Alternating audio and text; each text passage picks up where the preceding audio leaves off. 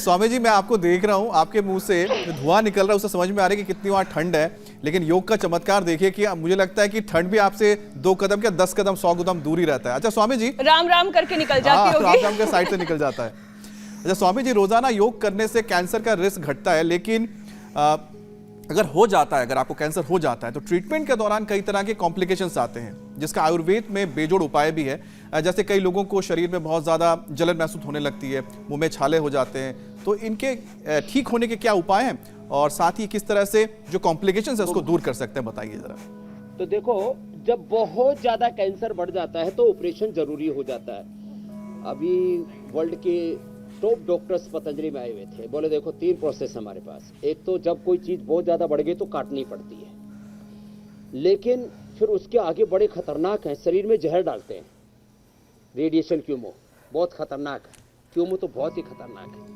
अब हम अपने शरीर की कोशिकाओं को, डॉक्टर चिंतामणि बहुत बड़े कैंसर के डॉक्टर हैं, उन्होंने कहा स्वामी जी आपकी ये बात मुझे बहुत अच्छी लगी कि हम प्राणायाम करके, योगाभ्यास करके, अपने खान पान को ठीक करके सेल्स में जहाँ कैंसर है उनको आत्म विसर्जन के लिए तैयार कर देते हैं। नहीं तो वो क्या करते हैं, सेल का एक साइकिल होता है, कोई सेल 24 घंटे में, कोई 7 दिन में, कोई 3 महीने में अपने आप सेल्स पुराने खत्म होते रहते हैं, नए बनते रहते हैं। वो पुराने सेल खत्म नहीं होते, वो कैंसर सेल में कन्वर्ट हो जाते हैं और खुद हो तो हो दूसरों को, और जो है कहते हैं एक भैंसों को गार लगाए और दूसरे सेल्स को भी कैंसर सेल में कन्वर्ट कर देते हैं। इस साइकिल को तोड़ना है तो एक तो प्राणायाम करना पड़ेगा, और दूसरा ऑपरेशन के बाद रेडिएशन और क्यूमो भी यदि बहुत जरूरी हुआ तो भी बाद में प्राणायाम कर लो। नहीं तो लाइफ साइकिल, पूरी दुनिया के जो कैंसर के पेशेंट हैं उनका लाइफ साइकिल है 1 से 2 महीने का एवरेज।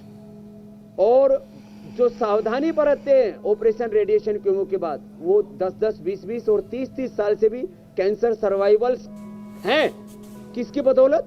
योग की बदौलत और अच्छी दिनचर्या की बदौलत। इसलिए जो अच्छी दिनचर्या रखेंगे, योग करेंगे, उनको होगा ही नहीं कैंसर, और हो गया है तो मिटा सकेंगे। काफी को तो जरूरत ही नहीं पड़ेगी ऑपरेशन की, रेडिएशन और क्यूमो की। और यदि ऑपरेशन रेडिएशन क्यूमो के बाद, जैसे आपने कहा, बाल चले जाते हैं, मुंह में छाले आ जाते हैं, गर्मी हो जाती है, तो शरीर में जब गर्मी बहुत हो जाए तो एलोवेरा, वीटग्रास, लौकी, इनका जूस पिए।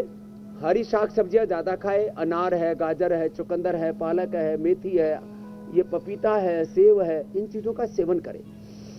और हो सके तो जो बुजुर्ग हैं वो अपने गांव की तरफ लौट जाए और बाकी मेरे तरफ हरिद्वार में आ जाए और वापस अपनी प्रकृति की ओर लौटो। जैसे स्वामी श्रद्धानंद जी का मैंने कहा ना, बलिदान दिवस, उन्होंने कहा महर्षि दयानंद के सपनों को साकार करने के लिए वो अपने जड़ों से जुड़ो, गुरुकुल की ओर लौटो, वेदों की ओर लौटो, अपने सनातन संस्कृति की, प्रकृति की ओर लौटना ही और पड़ेगा। तो रोज योगाभ्यास करें हमारे साथ जी। और चाहे हेयर केयर हो, डेंटल केयर हो, स्किन केयर हो, यहाँ तक कि होम केयर हो, अपने घर में जितना हो सके हम केमिकल से, रेडिएशन से, पोल्यूशन से और सभी प्रकार का एयर, वाटर, सोयल पोल्यूशन के साथ रात को अपने घरों की लाइटें बिल्कुल 1-2 छोटी लाइट डिम करके रखे। प्रकाश का भी प्रदूषण होता है, इसको हमारे इस बार साइंटिस्टों ने रखा, क्योंकि प्रकृति ने एक व्यवस्था दी। हमने विज्ञान का दुरुपयोग करके अपनी इस प्रकृति का के नियमों को हमने तोड़ दिया। नेचुरल जो नैसर्गिक जो लॉ है, यूनिवर्सल लॉ है, उस नैसर्गिक न्याय की तरफ, इटर्नल ट्रुथ की ओर, इसी को सनातन धर्म कहते हैं, इटर्नल ट्रुथ को, सनातन सत्य, शाश्वत सत्य, इधर लौटना ही पड़ेगा। कुछ कह रही थी मीनाक्षी जी, ज्योत्सना जी।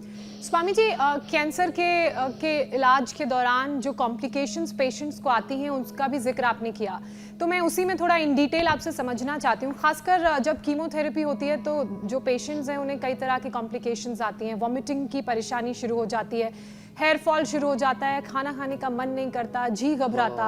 तो इन तमाम परेशानियों से कैसे निजात पाया जाए और खासकर वॉमिटिंग को कैसे रोका जा सकता है?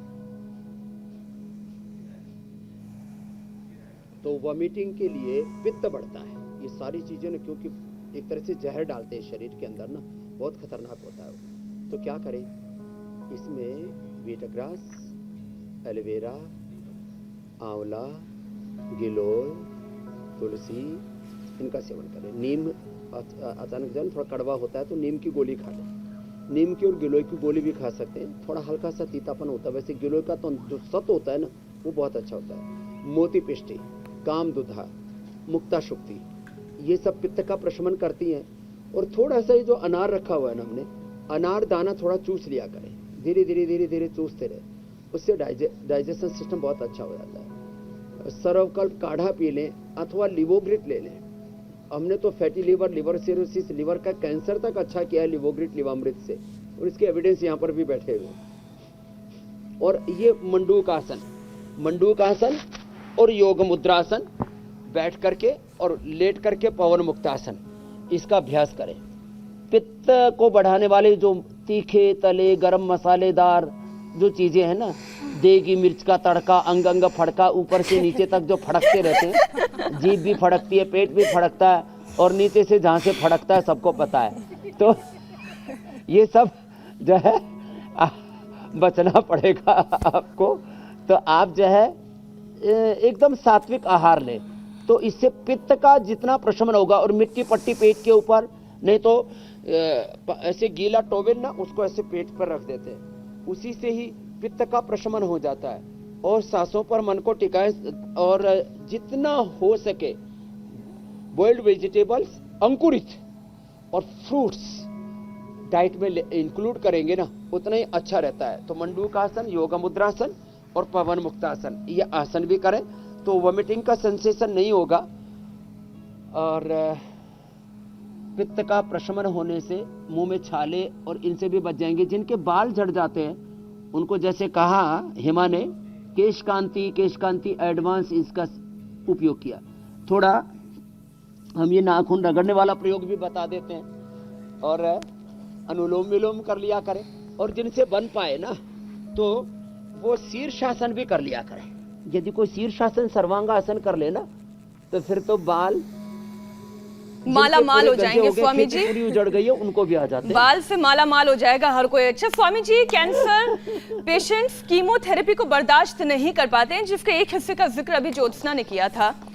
कैंसर पेशेंट अगर प्राणायाम करते हैं तो वो अपनी कैपेसिटी को, अपनी हेल्थ को, और अपने ये जो हेयर फॉल हम कहें, या उल्टी आने की शिकायत कहें, या कैंसर से जुड़ी हुई तमाम परेशानियां, प्राणायाम के जरिए कैसे हम इससे दूर हो सकते हैं, इन परेशानियों को दूर भगा सकते हैं?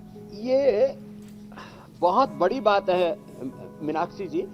मैंने ये बात आज से 30 साल पहले कही थी, और आज से 17 साल पहले जॉन हॉपकिंस हॉस्पिटल ने भी इसको प्रमाणित कर दिया। उन्होंने एक पूरा रिसर्च किया इसके ऊपर, और उन्हीं का वो वाक्य जो मैं बोलता रहता हूँ आजकल, ज्योत्सना जी भी इसको दोहराती रहती है, cancer cells can not thrive in an oxygenated environment.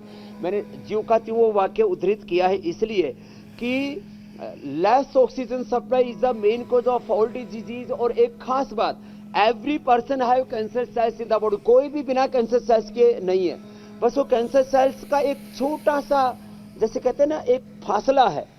यदि आपने योग किया, भस्त्रिका किया, चलो भस्त्रिका करो, तो pre cancer cells post cancer cell में कन्वर्ट नहीं होंगे, चाहे ब्लड सेल हैं, चाहे बोन सेल हैं, चाहे लिवर किडनी के हैं, चाहे ब्रेन के हैं, ब्रेस्ट के हैं, कहीं के भी हैं। तो लंबा श्वास लेना ये इतना जरूरी है। बाकी इससे डायबिटीज कम होती है, इससे मोटापा भी कम होता है, इससे एनर्जी अच्छी आती है, इससे रेस्पिरेटरी सिस्टम अच्छा हो जाता है, इससे पूरे बॉडी की जो काइनेटिक एनर्जी बोलते हैं, डिवाइन एनर्जी बोलते हैं, दिव्य ऊर्जा बोलते हैं, जिसको हम ब्रह्मास्त्र कहते हैं, प्राणो ब्रह्मेति वेदानात्, और ये सबसे बड़ा अस्त्र है, ब्रह्मास्त्र है, ये बहुत जरूरी है। तो 5 से 10 मिनट से लेके, जिनको अलग अलग जगह का कैंसर हो जाता है, हम आधे घंटे तक भस्त्रिका करा देते एक रिदम के साथ ऐसे।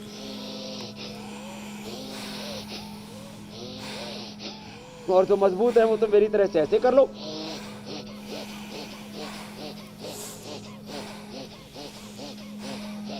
सर्दी, corona, bacterial, viral, fungal disease, communicable, non communicable disease, genetic disease, हमारे डीएनए में डिस्ट्रैक्शन होता है यदि हम प्राणायाम पूरा नहीं करते तो। स्वामी जी, योगाभ्यास, आरएनए, डीएनए, हमारे सारे अंदर के बॉडी के प्रोटीन्स और सारा एक एक सेल और उनसे बनने वाले अलग अलग हमारे उत्तकों कोश और अवयव और पूरा सिस्टम हमारा एनर्जाइज रह जाता है। स्वामी जी, तो अब सिस्टम ये कह रहा है हमारे शो का कि हम सवालों की ओर बढ़ें, क्योंकि वक्त गुजरता जा रहा है।